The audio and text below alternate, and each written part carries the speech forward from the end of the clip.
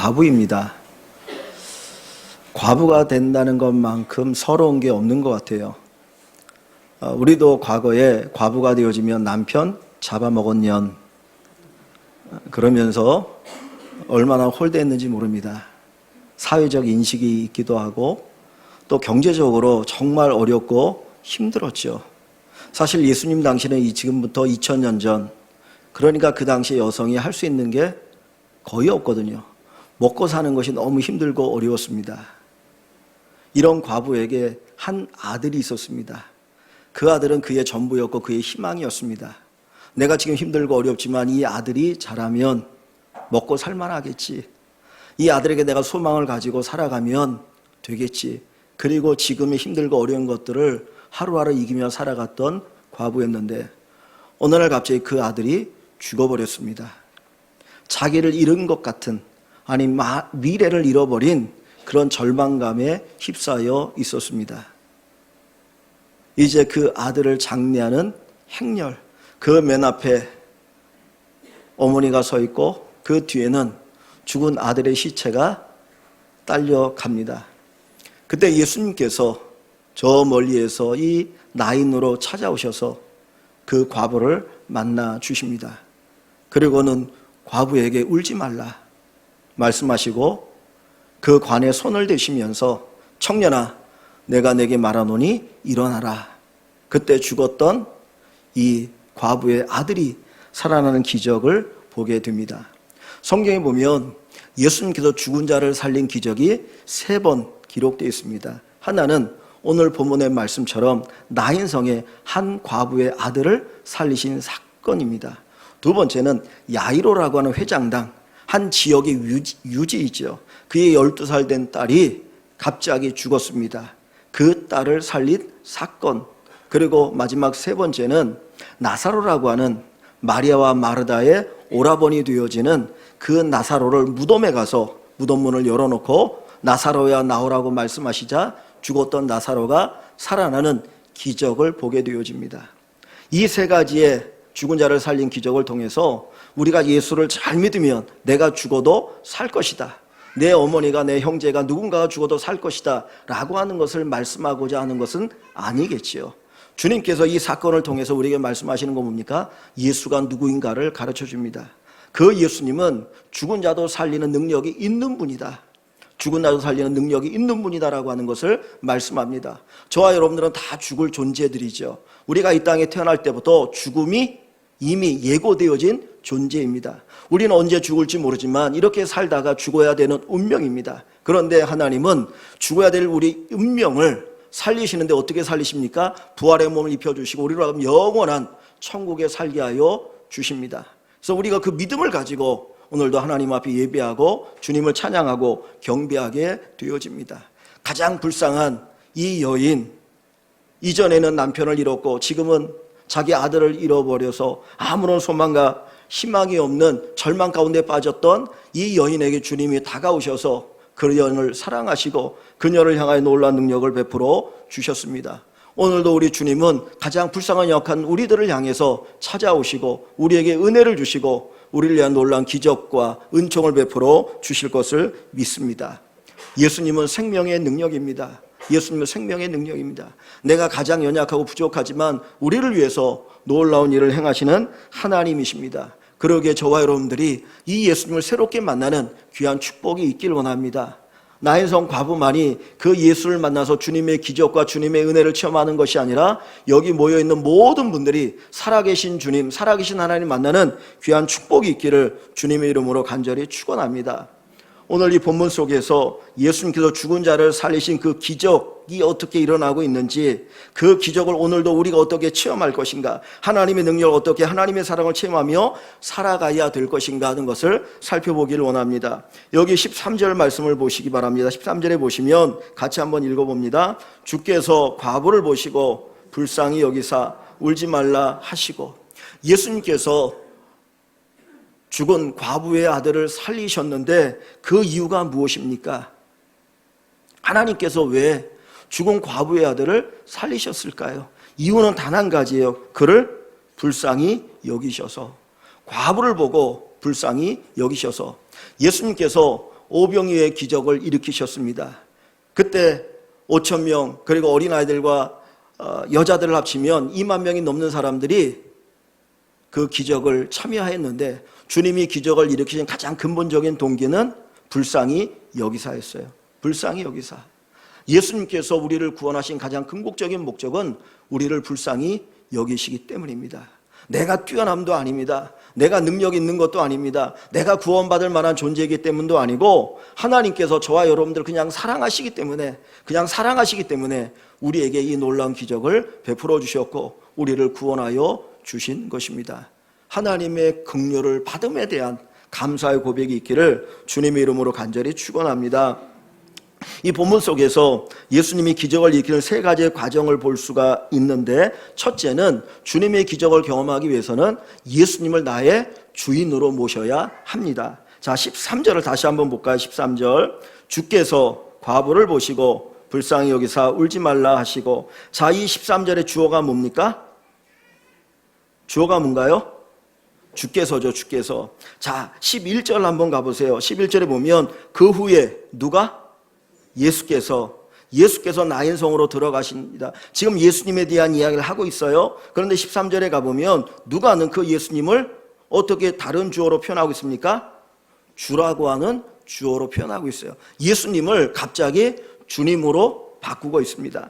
자, 누가복음 7장 앞부분 한번 가봅니다. 누가복음 7장 2절 이하에 보면 한 백부장 로마의 장교, 군인 장교가 자기가 사랑하는 종이 병들어 죽었을 때 사람들 예수님에게 보내요. 그러면서 자기의 하인의 병을 낫게 해달라고 요청을 합니다. 그래서 예수님께서 그 하인을 고치기 위해서 그 집으로 갔는데 그때 그 이야기를 듣고 이 백부장이 또 다른 사람들을 보내서 하는 이야기가 6절, 7절에 나옵니다. 자, 거기 보면 예수님을 뭘로 표현하고 있는지 한번 보겠습니다. 자, 예수께서 함께 가실새 이에 그 집이 멀지 아니하며 백부장이 벗들을 보내어 이르되 주여 수고하지 마옵소서. 내 집에 들어오심을 나는 감당하지 못하겠나이다. 그러므로 내가 주께 나아가기도 감당하지 못할 줄을 알았나이다. 말씀만 하사 내 하인을 낫게 하옵소서. 지금 이 백부장은 예수님이 얼마나 위대하고 크신 분인지를 알았어요. 거기에 대한 고백이거든요. 그런데 그 예수님을 뭘로 표현하고 있습니까? 주라고 표현하고 있어요. 예수님 수고하지 마십시오. 이렇게 말할 수 있잖아요. 예수님 이름을 부르면서 내 집에 들어온 거 나는 감당할 수 없으니까 내 집에 들어오지 마세요. 그냥 말씀만 하십시오라고 해도 되는데 이 백부장은 뭐라고 표현합니까? 주여라고 표현해요. 주라는 말이 뭡니까? 주인이라는 말이 주인이에요. 여기 보면 이 누가는 예수님을 그냥 예수님이라고 부르지 않고 13절에 가서 그 예수님이 죽은 자를 살리는 그 과정 속에 예수님을 뭘로 표현하고 있어요? 주인으로 표현하고 있어요. 여러분 주인과 세입자의 차이를 아십니까? 저도 과거에 결혼하고 세입자로 살았었는데 그 주인이 맨 꼭대기 위층에 살고 이제 세입자 쭉 있습니다. 청소 한번 합시다 그러면 세입자들 나오나 안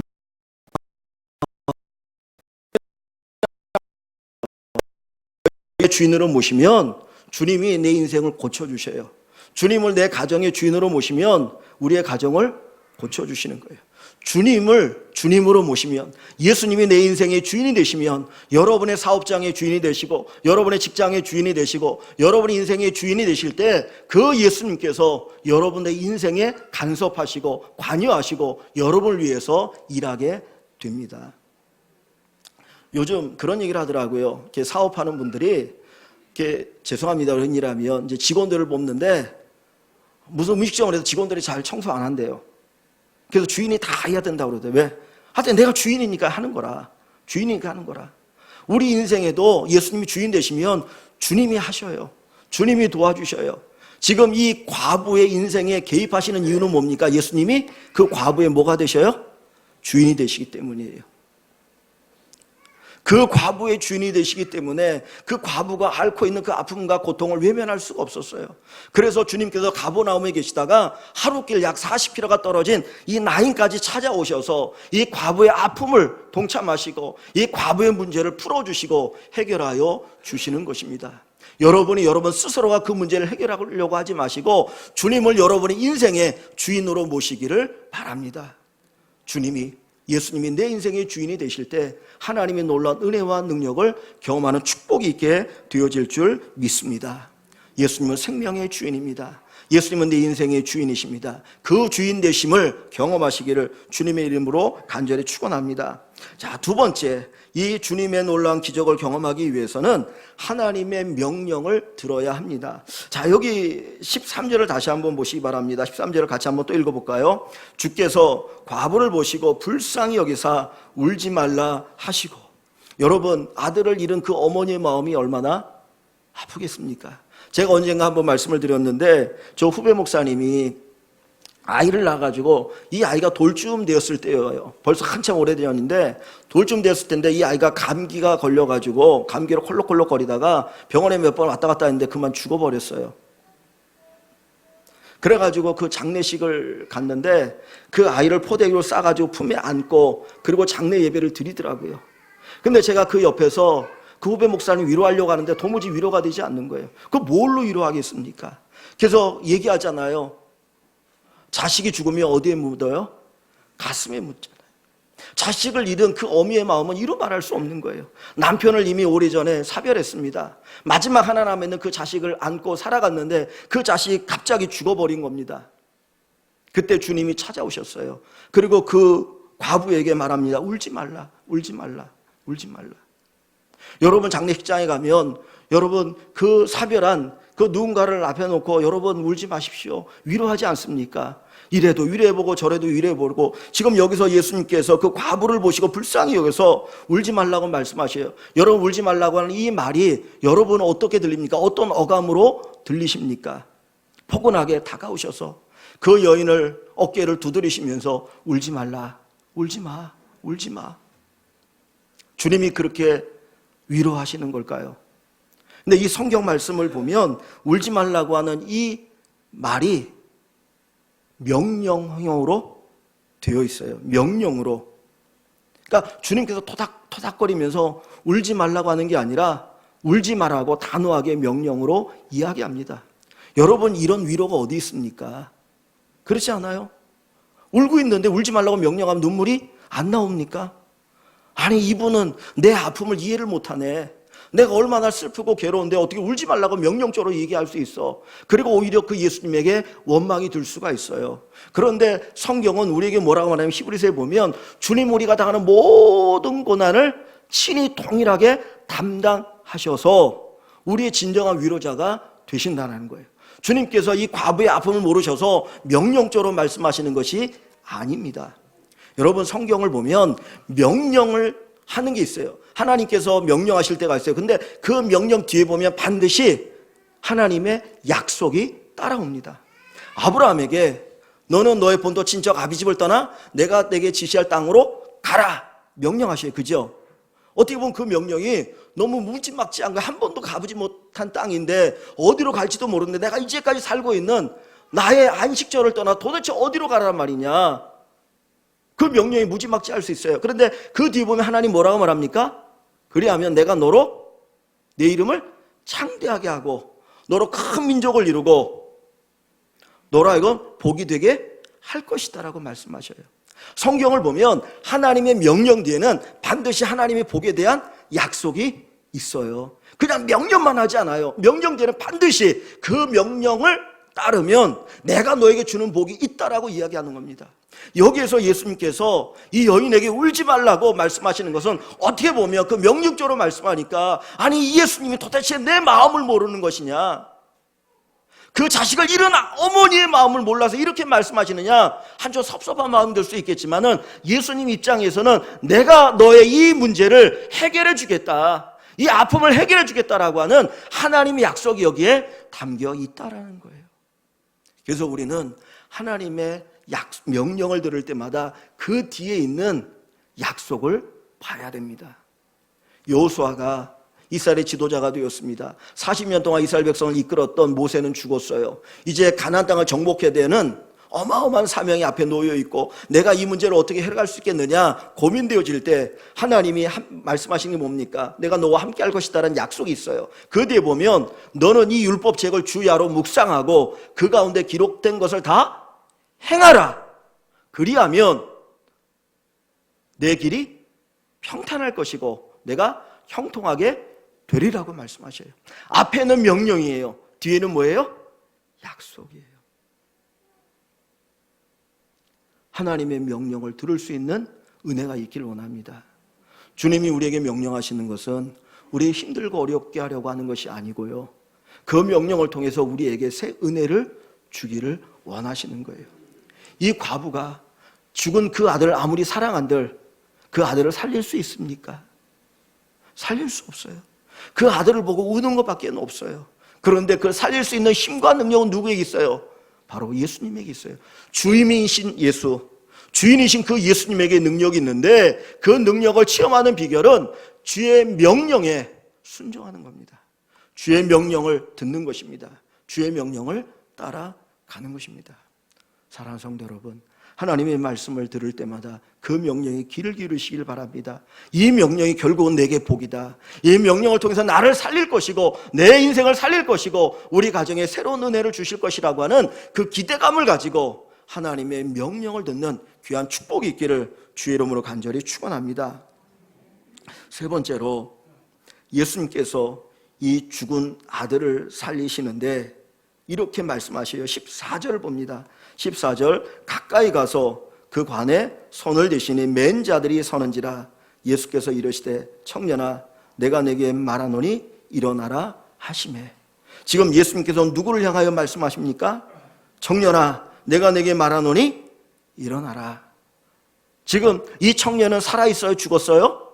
죽었어요. 죽은 청년이 예수님의 말을 들을 수 있나요? 들을 수 없나요? 없잖아요. 없잖아요. 제가 죽은 시신을 제일 처음 본 게 대학교 1학년 때였어요. 학교에 친구가 군대를 갔는데 간지 한 1년 만에 이른 아침에 그 장교의 집에 육공트럭을 타고 심부름을 갔다가 내리다가 이 워카라고 하죠. 군화 뒷굽이 거기 딱 걸려가지고 넘어지면서 헬멧이 벗겨져가지고 뇌를 다친 거예요. 근데 수술을 했는데 살아나지 못하고 그냥 죽었습니다. 가지고 국군통합병원에 가서 그 장례를 할 때 이제 마지막 시신을 이렇게 보여주고 그 앞에다 놓고 장례를 하더라고요. 근데 화장을 해서 그런지 몰라도 가서 이렇게 보는데 진짜 누워서 잠을 자는 것 같아요. 깨우면 일어날 것 같아요. 일어날 것 같아요. 희성아 희성아 불러도 아무 대답이 없어요. 그 친구가 원래는 신학을 공부했던 친구가 아니고 이제 대학에 들어갔는데, 대학에 들어가고 신앙생활 잘하다가 학교에서 친구들하고 어울리면서 술도 이빠이 먹고 막 이제 좀 그랬어요. 그러다가 12지장 이게 문제가 생겨가지고 이게 수술을 하고 나서 그때 다시 거기서 주님을 만나고 자기가 받은 은혜와 사랑 너무나 감사하니까 그 집에 갔는데 자기 수술하고 학교에서 모아준 헌혈 증서가 이만큼 있더라고요. 그래서 내가 이 사랑 언젠가는 갚을 거야, 언젠가는 갚을 거야 그랬던 친구 있는데 갑자기 그냥 그 사고로 죽었거든요. 근데 그 앞에 있는 시신을 향해서 한마디를 하면 들을 것 같은데 아무런 꿈쩍하지도 않는 거예요. 죽은 시체는 사람의 말을 들을 수가 없어요. 그런데 예수님께서 이 청년을 향하여, 죽은 시신을 향하여 말씀합니다. 청년아 내가 내게 말하노니 일어나라. 듣나요? 못 듣나요? 들어요. 죽은 시체지만 주님의 말씀을 들었어요. 주님의 말씀이 그 안에 들어갔어요. 예수님의 제자들이 예수님을 모시고 배를 타고 갈릴리 바다를 향하고 있었습니다. 그런데 갑자기 큰 풍랑이 일어나니까 이 제자들이 그래도 갈릴리 바다의 어부들인지라 어떻게 한번 그것들을 이겨보기다 애를 써보지만은 이길 수가 없었어요. 그래서 주무시는 예수님을 깨웁니다. 주여 주여 우리가 죽게 됐는데 주무시나이까? 그때 예수님께서 잠에서 깨셔서 일어나셔서 하신 말씀 뭡니까? 바람과 바다야 잔잔하라. 그 명령을 하시니까 그 귀가 없는 바다가, 그 귀가 없는 바람이 어떻게 돼요? 그 말에 순종해요. 이 죽었던 이 시체지만 주님의 말씀에 선포되니까 그가 살아나는 역사가 있게 됩니다. 하나님의 말씀이 선포되는 곳에 기적이 일어납니다. 하나님의 말씀을 들으면 거기에 기적이 일어납니다. 들을 수 없는 것 같은 그 시체도 주의 말씀을 들으니까 사는 기적의 역사가 있었어요. 에스겔 37장에 보면 그 어느 한 골짜기를 에스겔 선지자를 데려갑니다. 그 골짜기에 보니까 수많은 죽은 뼈들이 가득했어요. 그때 하나님께서 에스겔 선지자에 물어봅니다. 이 뼈들이 능히 살겠느냐? 이미 죽은 지 오래돼 가지고 다 말라 비뚤어진 뼈인데 주님 말씀하셔요. 이 뼈들이 능히 살겠느냐. 주께서 아시나이다. 그랬더니 하나님이 하신 말씀이 에스겔 선지자에게 이 죽은 뼈들을 향하여 대언하라. 죽은 뼈들을 향하여 나의 말을 선포하라. 그래서 에스겔 선지자가 선포합니다. 그러자 죽은 뼈들이 들어맞기 시작하는 거예요. 뼈 마디마디가 들어맞기 시작하고 힘줄이 생기고 살이 생기고 살아 움직이고 큰 군대를 이루게 됩니다. 죽었던 것도 하나님의 말씀이 들어가니까 사는 역사가 있어요. 하나님의 말씀이 들리면 살아 움직입니다. 하나님의 말씀이 들리면 회복의 역사가 있어요. 내 인생이 죽음같이 절망적인 상황일지라도 하나님의 말씀이 들려지면 사는 역사가 있습니다. 여러분, 이 말씀을 들을 때 여러분 어떤 마음을 가지고 들으십니까? 이 말씀을 들을 때, 이 성경 말씀을 들을 때 누구의 말로 듣습니까? 살아계신 하나님, 전능하신 하나님, 죽은 자를 살리신 하나님의 능력으로 기록되었고 그 하나님이 지금도 나에게 말씀하신다고 하는 이 믿음을 가지고 들으면 사는 역사가 있습니다. 우리 인생이 달라집니다. 내 가지고 있는 문제가 회복되어집니다.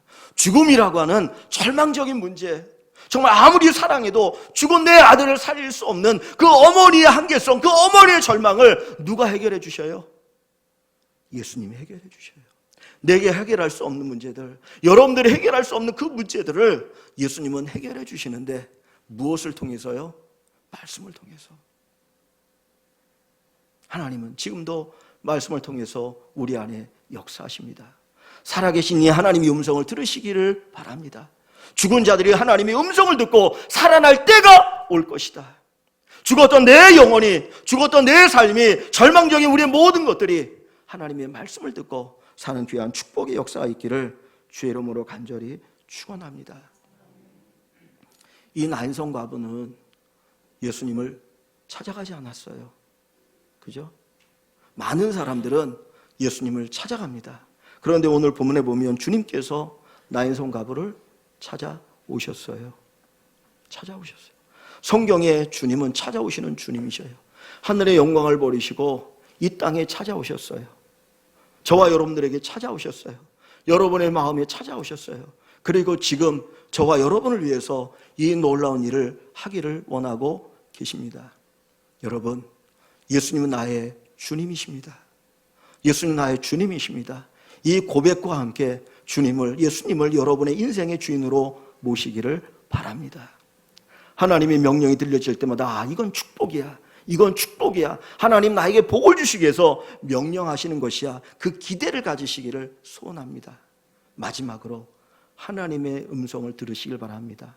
하나님의 말씀을 듣기를 원합니다. 이 말씀이 우리 안에 역사하고 이 말씀이 여러분의 가정에 역사하고 여러분의 삶을 새롭게 하여 주실 줄 믿습니다. 이 과부에게 임한 하나님의 은혜가 오늘도 저와 여러분들이 임하시기를 주님의 이름으로 간절히 축원합니다. 우리 함께 말씀을 생각하면서 기도합니다.